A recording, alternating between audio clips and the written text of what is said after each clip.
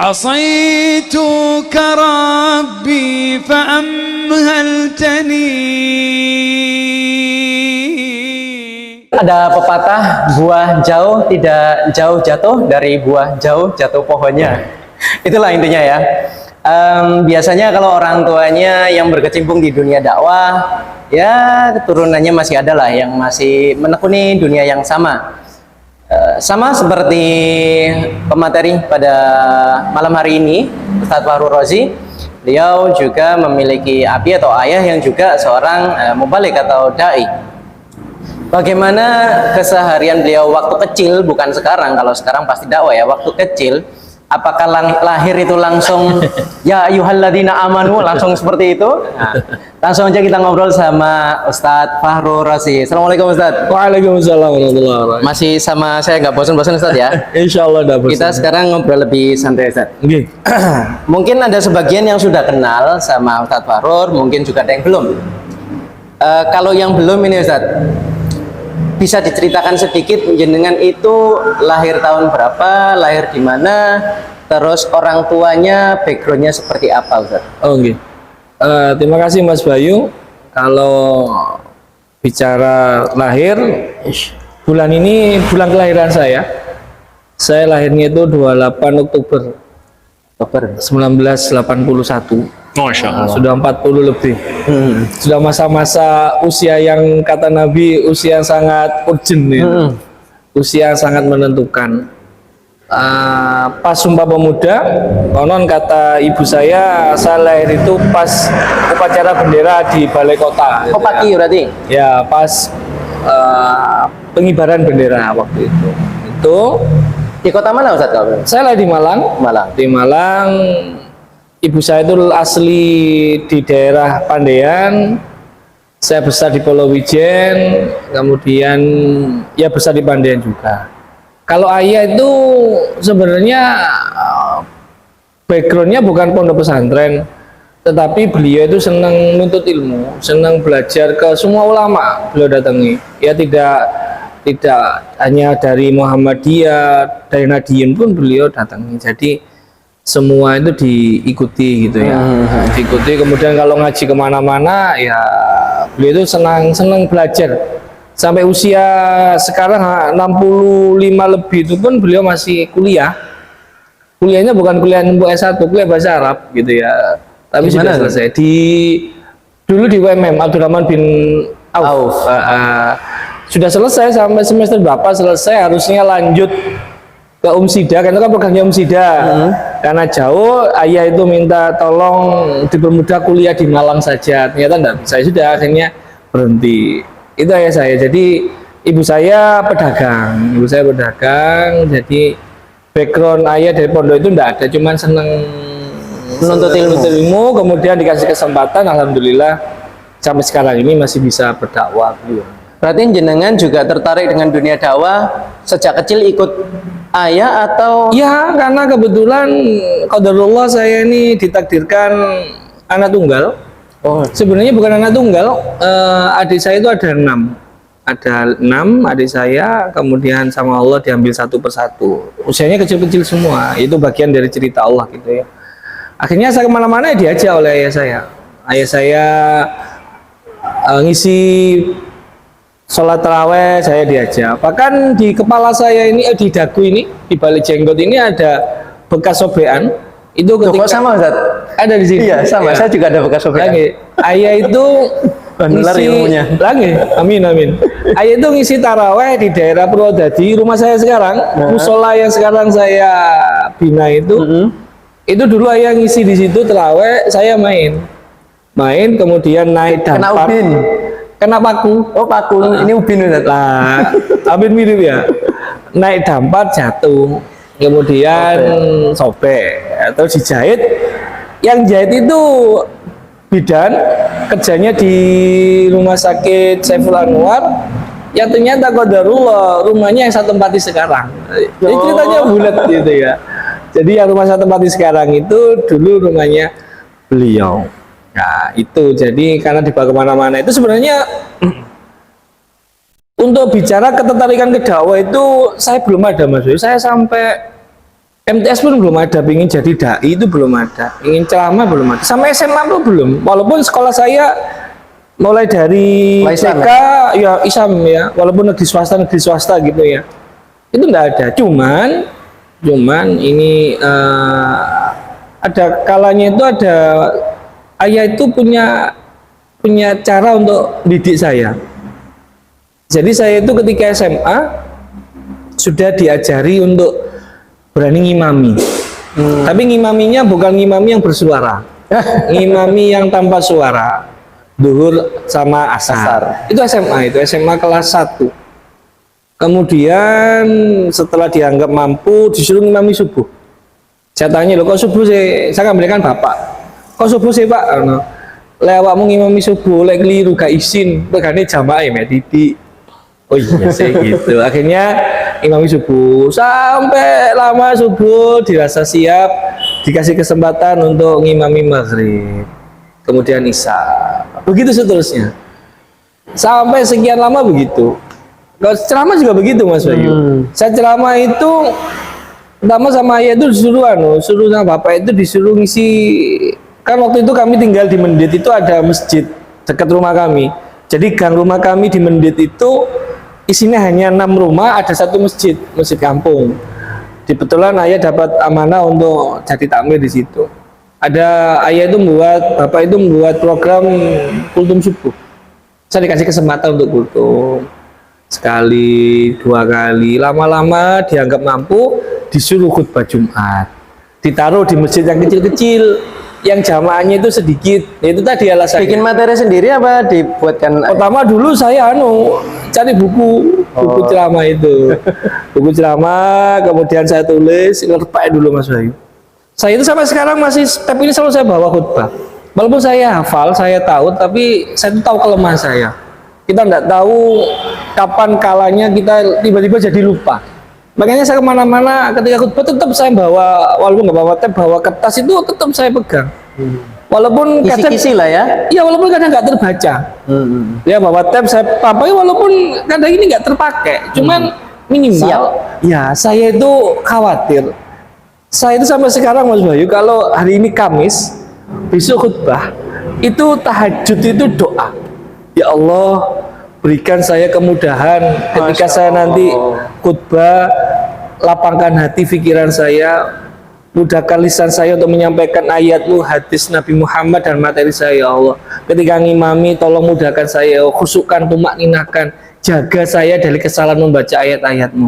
Itu deg-degannya luar biasa sampai sekarang, walaupun kalau dikatakan bangun udah banyak ya, sudah tetap ada nervous. Iya, saya itu lebih nyantai ketika suruh ngisi pengajian, itu lebih rileks. Tapi kalau khutbah Jumat, waduh sudah bebannya itu luar biasa. Apalagi kalau kemudian naik ke mimbar, jamaah di depan kita itu menurut mata kita ini, wah orangnya kok memandang kita gitu. Iya, itu. Saya itu sering kan khutbah itu kan saya lihat satu-satu. Kalau sudah ada yang fokus, itu malah ganggu. Aduh, itu. Lah, itu kan menunjukkan kelemahan ya. Yaitu berangkatnya dari itu. Ayah ngelatihnya dari. Artinya ketertarikannya itu bukan dari jenengan sendiri. Ya, ya gitu tadi. Didorong sama. Disuruh. Tapi nggak disuruh. Le, kamu besok ceramahnya enggak. Cuman. Persuasif gitu ya. Disuruh ngimami, itu tadi akhirnya berangkat. Tapi pola ini tidak saya pakai untuk anak saya Mas Yoyo. Anak saya sekarang ini memang saya harapkan, saya persiapkan, harapan saya pribadi ya nanti ke depan bisa melanjutkan, karena anak saya kan 2 laki-laki semua, makanya saya taruh mereka di pondok, harapan nanti bisa melanjutkan mbahnya, melanjutkan saya gitu.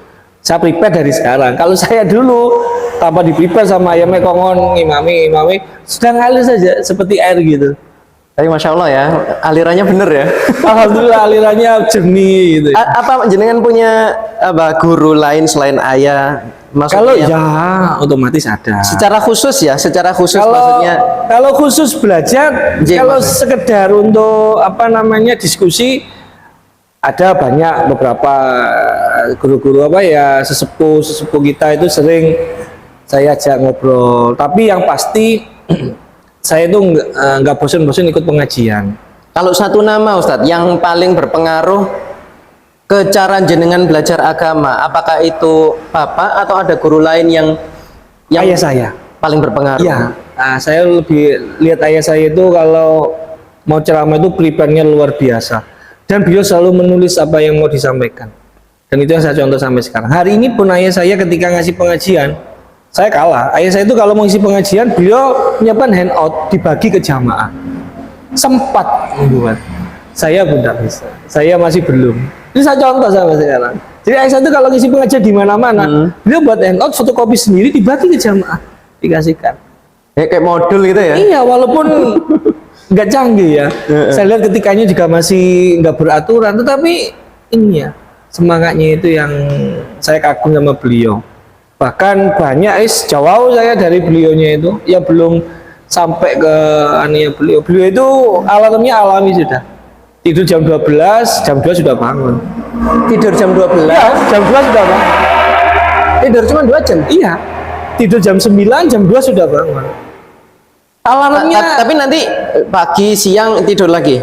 aktivitas dulu beliau. Beliau itu olahraga dulu. Siang tidur lagi? Nah, kemudian kalau capek sambil baca buku, ya sambil duduk begini, ketidur biasanya. Tapi tidur khusus enggak. Jadi habis buat makalah materi gitu ya, karena mengisi pengajian, duduk sebentar, ketiduran. Gitu aja. Tapi tidur khusus, jam khusus enggak ada. Nggak ada. Tapi yang pasti, saya itu kalau habis zuhur istirahat. Kalau pun nggak di rumah, di masjid itu ya wis orang-orang jamaah itu hafal sudah. Kalau zuhur itu tidur.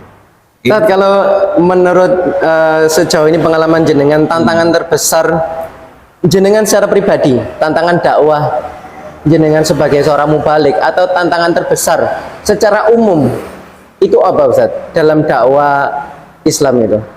Iya. Jenengan pribadi ya, secara khusus jenengan. Kalau saya pribadi, saya jujur sampai hari itu masih nyaman dengan yang saya jalani sekarang. Artinya itu ya ceramahnya dari mimbar, terus diundang beberapa jamaah. Tetapi sebenarnya yang ingin saya harapkan dari ceramah saya itu bisa, tadi saya sampaikan waktu kita ngobrol di awal itu, bisa lebih apa ya, sasaran dakwahnya bisa lebih luas lagi. Ya, lebih luas lagi ya, tentunya tantangan saya nanti ke sana itu akhirnya bagaimana saya bisa memposisikan diri untuk itu ya, dakwah komunitas tadi itu loh Mas. Jadi bisa ketemu preman-preman. Nah itu nanti tantangannya akan muncul di sini. Mirip kayak ini Ustaz, kayak ada saudara kita yang kayak United itu ya, Hijrah Iya, United, kayak gitu saya ya. lihat itu ada teman, ya boleh sebut nama, karena Ustadz Ubay itu kan beliau berhasil masuk ke dunia itu. Nah itu saya pingin gitu, tapi memang mungkin jalannya Allah sediakan, nggak semua orang harus begitu. Iya. Akhirnya saya tangkap itu, leka bendi gono sih kursi ini sopo. Iya, Akhirnya saya pingin Mas, ada teman itu dia pakai jaket Hijrah United gitu ya. Bukan jaket apa? Komunitas motor. Oh iya. Jadi kayak biker muslim. Dia kemana-mana itu pingin gitu ya, tapi San Mori. ya sambil dakwah kan gitu ya. Iya. Tapi ya saya pikir lagi, sampai hari ini keinginan ada, tapi kesempatan belum ada. Berarti ya memang jalan dakwahnya memang Allah sudah menyiapkan teman-teman ini di jalan dakwah itu, dan bisa di jalan dakwah yang lain saya memang mungkin dikhususkan di sini. Menurut jenengan itu tantangan buat jenengan, maksudnya kendala buat jenengan? Iya, pinginnya ke situ, karena kalau selama ini yang saya jalani ya rutinitasnya ya sudah nyaman menurut saya. Intinya jenengan pingin cakupan jangkauan dakwahnya lebih luas lagi. Iya. Gitu, ya. Karena kalau yang sudah saya hadapi sekarang ini, insya Allah dapat ilmu dari banyak guru sudah. Tapi kan teman-teman kita itu kan belum kesempatannya untuk bisa ngaji bareng, kita juga belum. Kalau secara umum Ustaz, kendala terbesar para dai itu sebenarnya apa sih Ustaz? Pertama, kalau saya pribadi, ini saya pengalaman saya, memang kita harus ini banyak tetap belajar Mas Bayu. Walaupun kita jam terbangnya dikatakan sudah tinggi ya, tetapi jangan pernah berhenti untuk belajar. Saya mendapati beberapa itu kalau sudah merasa, tadi kita bicarakan wis pinter-pinter loh, kemudian nggak mau lagi datang pengajian, ini repot. Lah iya, jangan sampai seperti itu. Makanya saya untuk khutbah Jumat itu mesti ada satu Jumat yang saya nggak mau, karena saya mau jadi jamaah. Jadi saya dengarkan orang khutbah, oh iya gini. Ketika kita ngaji itu banyak hal baru yang kita dapat. Nggak ketiduran Ustaz waktu jadi jamaah? Nah, Enggak, karena Godaannya kuat, Ustaz. ya, waktu khutbah kalian mengimong turu mau sholat dulu kan gitu ya. Walaupun silut-silut ada gitu ya, itu manusiawi ya. Iya. Tapi nggak diteruskan. Artinya itu Mas Bayu. Nah, jadi tantangannya, kendalanya para dai itu harus tetap mau belajar. Jangan sampai pernah merasa puas dengan ilmu kita. Yang kedua adalah memang ini apa namanya keluarga.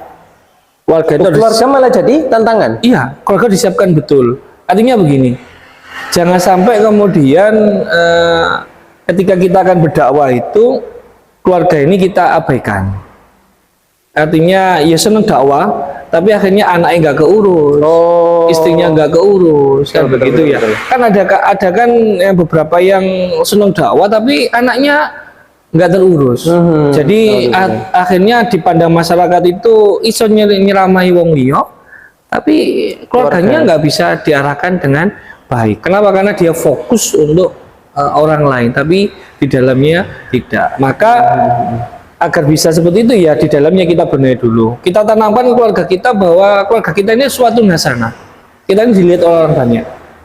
Kita itu kita, tindak tanduk kita, langkah kita diamati oleh orang. Itu kita tanamkan sehingga nanti sejalan Mas Ayi, sejalan dengan apa? Dengan yang kita sampaikan. Tidak sampai kena ayat kabromaktan itu ya. Jadi yang kita sampaikan ya kita lakukan. Jadi menurut saya sih itu ya, itu yang saya itu kalau ngisi ceramah kemudian yang di rumah ini sudah beres, sudah oke itu nyaman, Iya, betul, tenang gitu. Kayak anak saya kan di pondok semua, jadi saya ngisi itu ya tenang karena di sana bisa Guru nih. iya gitu. Baik, lanjut Ustaz. Baik pengalaman saat dulu belajar ataupun pengalaman saat berdakwah, ada nggak kisah atau pengalaman yang paling berkesan ataupun yang paling nggak berkesan? Baik waktu dulu belajar ataupun waktu udah berdakwah. Kalau waktu belajar dulu sangat berkesan. Itu yang saya pakai. Yang nggak berkesan ada? Nggak ada. Nggak, insya Allah Berkesan nggak ada. semua? Ya, karena saya melihat apa yang diterapkan ayah itu kayaknya by step gitu loh. Walaupun beliau nggak ada ilmu untuk itu.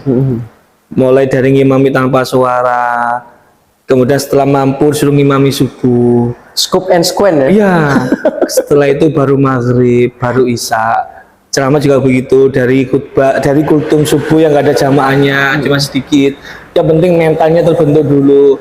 Setelah dirasa siap, ditaruh di tempat khutbah masjid yang jamaahnya sedikit. Setelah siap, dimasukkan di komunitas dakwah. Itu kan best step. Nah, itu sangat berkesan dan itu yang saya pakai kemana-mana, saya pakai cerita itu. Saya pakai cerita bahwa untuk mendidik itu ya pengalaman Step by step, saya. ya.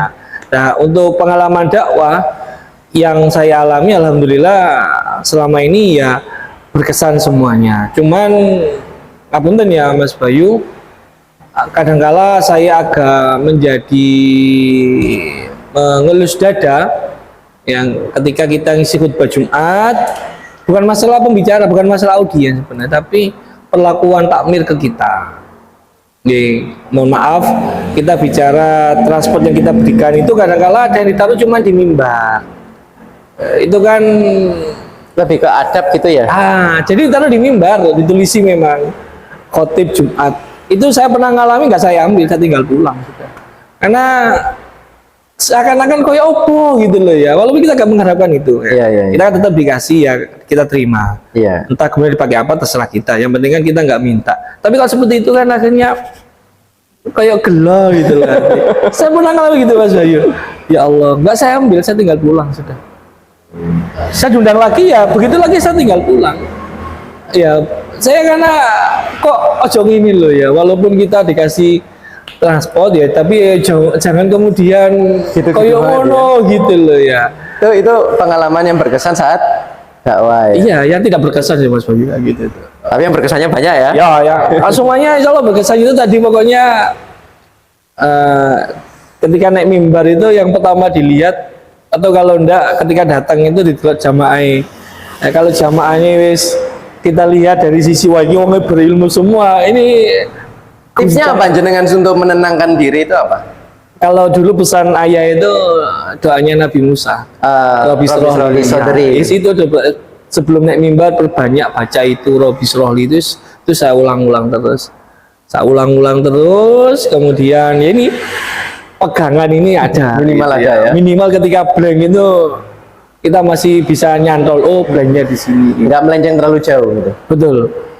Pesan-pesan Ustadz untuk para penuntut ilmu, apapun niat mereka ya, apakah mereka akan terjun ke dunia dakwah juga, ataupun mereka memang ya penuntut ilmu untuk diri mereka dan keluarga mereka sendiri, kira-kira apa Ustadz pesan-pesannya?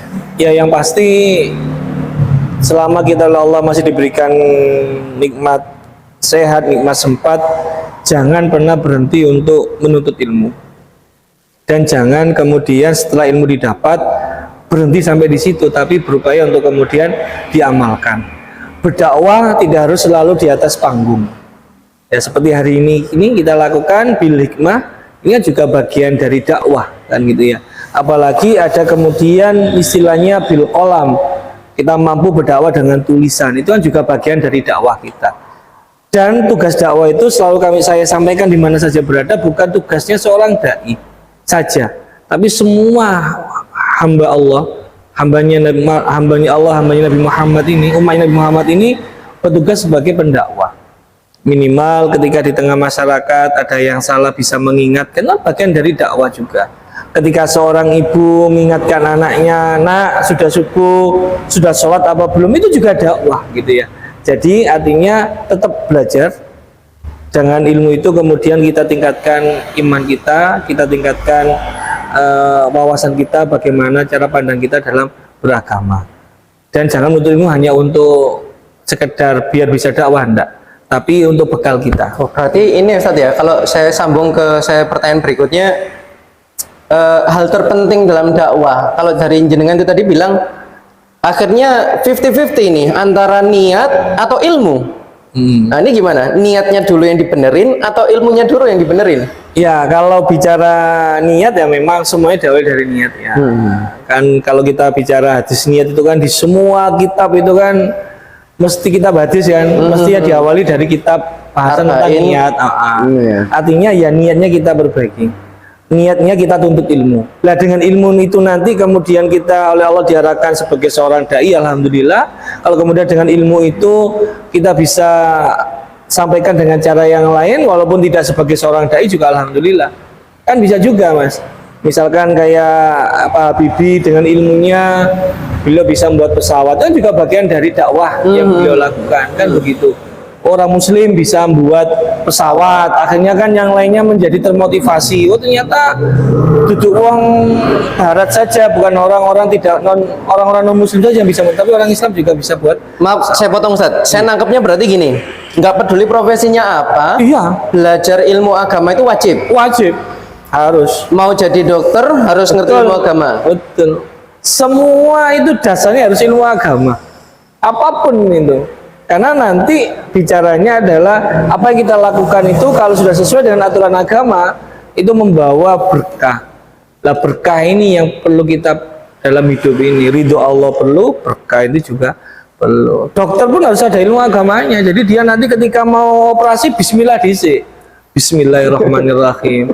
Kalau dokter tuh nggak punya ilmu agama tanpa bismillah, ya kan? Padahal kita tahu bahwa bismillah ini bisa mancing berkah Allah. Jadi semuanya harus ada ilmu agama, itu penting. Bahkan kalau perlu ilmu agamanya diperkuat, ilmu umumnya nanti insya Allah ngikut. Ilmu umum itu kalau bahasa orang sekarang ilmu katon kata orang Jawa itu ilmu yang bisa dipelajari walaupun gak ada guru nih, berdasarkan by proses. Itu kan ya. Misalkan mau belajar mobil les, tapi lagi ada mobil gak iso aja. Gak usah les, tapi punya mobil ya iso sendiri ya. Betul. Berarti kan bisa dipelajari, tapi ilmu agama ini harus memang dicari pada sumber yang pas.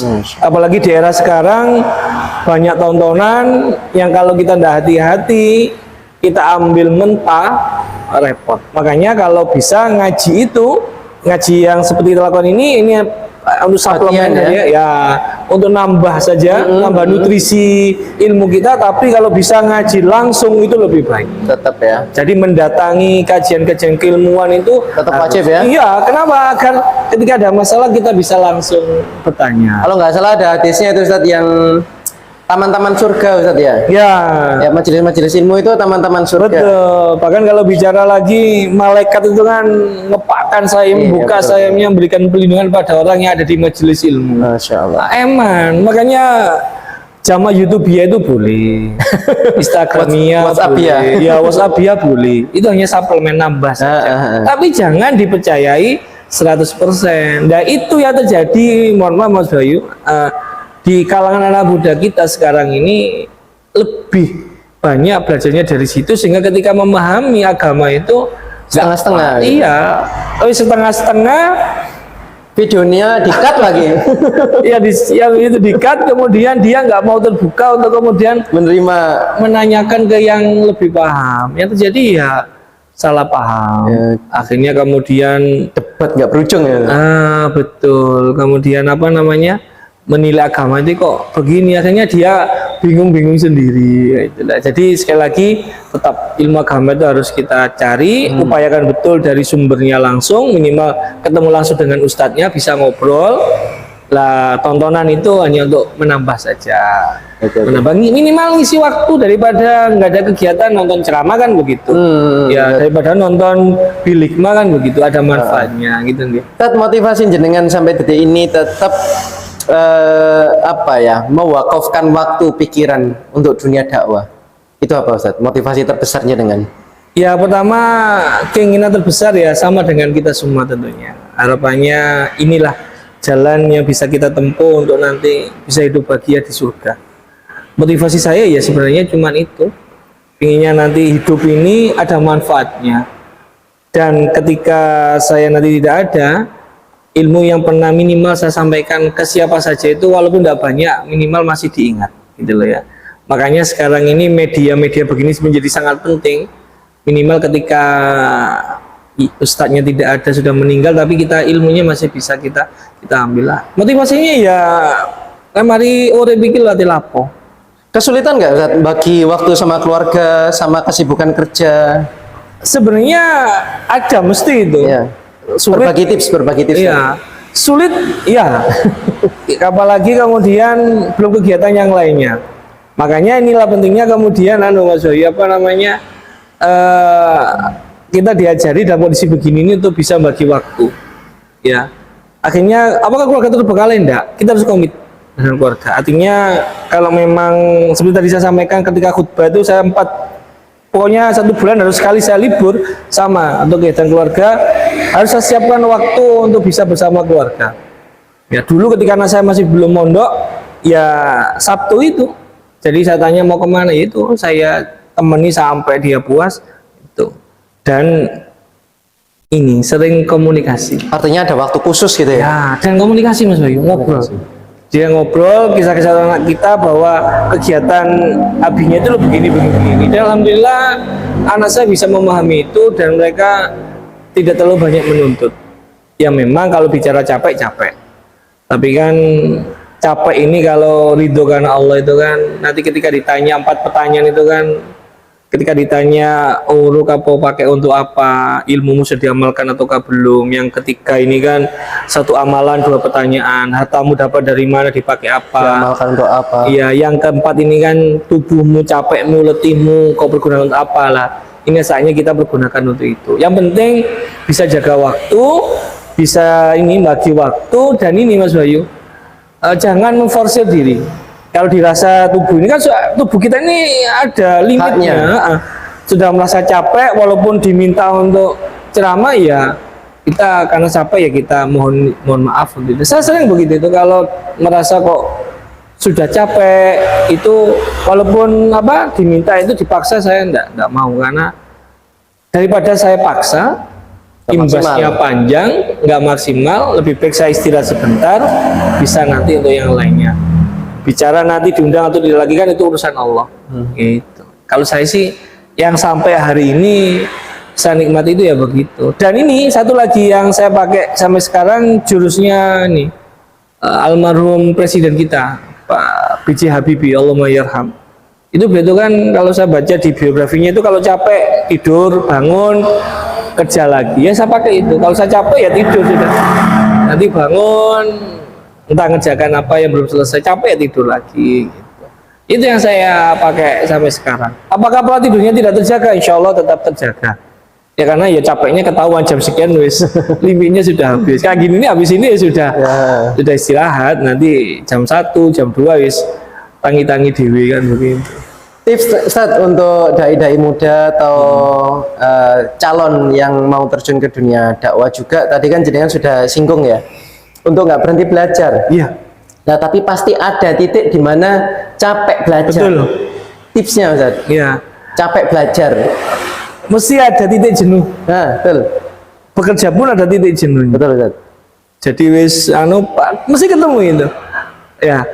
Ketika ketemu masa titik jenuh itulah kembalikan lagi pada motivasi awal.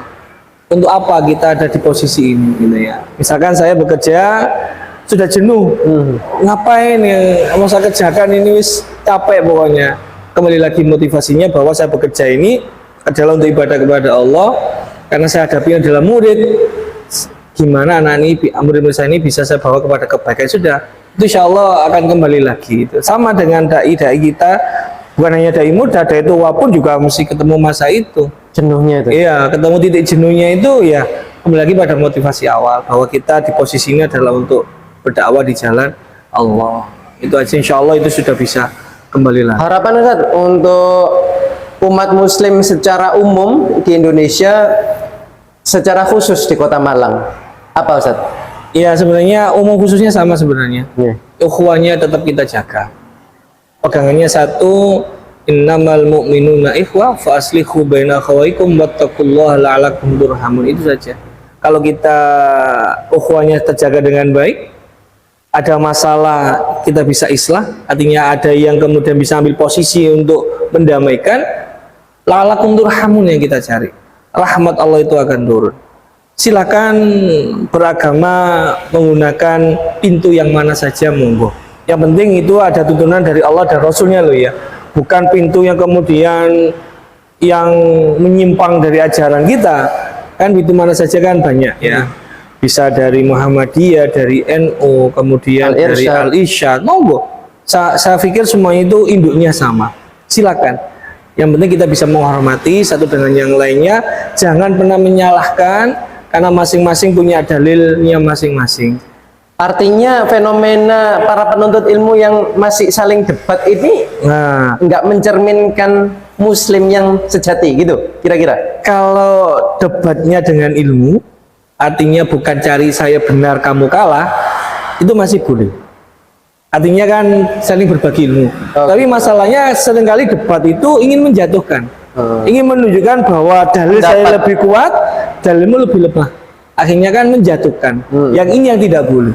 Ini kalau terjadi perpecahan yang ada. Tapi kalau kita ambil debatnya itu adalah untuk share ilmu, tidak cari mana benar mana salah, tetapi oh ini ternyata yang sampaikan oleh teman saya ini benar, saya ambil, itu gak apa-apa. Tapi bukan bahasanya bukan debat ya itu ya. Kalau debat itu kan mesti ujungnya menjatuhkan. Itu lebih tepat pada mungkin ya sharing diskusi ya. Kalau bisa, kalau mau berbagi ilmu ya seperti itu. Jangan sampai ingin menjatuhkan lah. Ya, karena masing-masing punya dasar hukum, punya dalil. Yang penting apa? Dalilnya ini didasari ilmu. Saya tuh kalau ditanya itu masalah, misalkan masalah khilafiyah gitu, saya tanya, panjenengan yakin dengan ini? Yakin. Ada dasar? Ada, ini dasar begini ini. Ya sudah, kalau yakin mau jenengan kerjakan. Kita nggak bisa melarang karena dia punya dasar, Mas. Kalau kita larang malah kita gegeran. Yang penting jenengan melakukan ini bukan gara-gara ikut-ikutan. Kenapa melakukan ini? Lah itu tetangga saya melakukan itu kok. Nah, yang penting tidak itu, tetapi apa yang jenengan lakukan itu ada ilmunya. Saya loh Ustaz melakukan ini loh ada dalilnya. Walaupun ternyata setelah diteliti ternyata dalilnya dhaif dan lain sebagainya. Itu lain urusan lah ya. Lain urusan. Yang penting dia punya ilmu dulu. Apa yang dia lakukan itu dia tahu. Itu loh dasarnya tahu, bukan ikut-ikutan. Yang saya sedih sekali kalau mengamalkan sesuatu hanya ikut-ikutan, nggak ada ilmunya. Ini yang repot.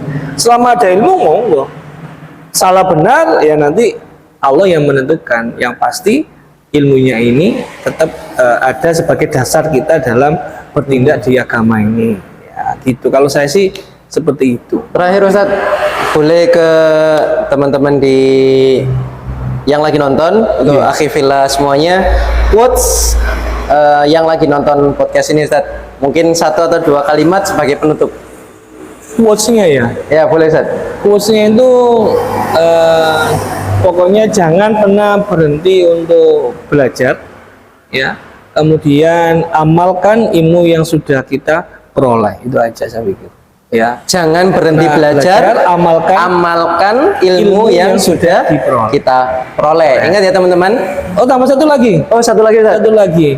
Jangan hanya bisa bicara tapi tidak bisa mengamalkan. Ulang Ustaz. Yang pertama, jangan berhenti belajar, kemudian amalkan ilmu yang sudah kita peroleh. Amalkan ilmu yang kita peroleh. Nah, yang ketiga, jangan hanya bisa bicara tapi tidak bisa mengamalkan. Jangan hanya bisa bicara tapi tidak mengamalkan. Bahaya dengan kabur maktan indallahi antakulu ma la tafalun. Bisa ngomong tok gak iso nglakoni. Karena itu apa yang dia katakan itu bisa masuk kepada pendengarnya kalau sudah dia lakukan. Betul. Kalau dia menjelaskan masalah sedekah tapi dirinya tidak pernah sedekah, ya sudah, ilmu itu kelewat. Kenapa ada dai yang kemudian ketika menyampaikan sesuatu sampai bisa merasuk ke hati? Saya yakin beliaunya sudah melakukan apa yang sudah disampaikan itu. Lah itu penting. Berarti ngefek ya? Oh betul, betul sekali. Baik, akhi fillah yang dirahmati Allah, itu tadi obrolan kita dengan Ustadz Fahrul Razi. Komen kalau kalian punya topik lain yang mau dibahas, atau kalian punya saran siapa mubalik atau Ustadz di Kota Malang ya, karena kita masih di Kota Malang, yang kira-kira bisa kita undang ke Bil Hikmah. Itu aja dari saya di sini. Bayu Madastana pamit. Wassalamualaikum warahmatullahi wabarakatuh. Waalaikumsalam. Alhamdulillah.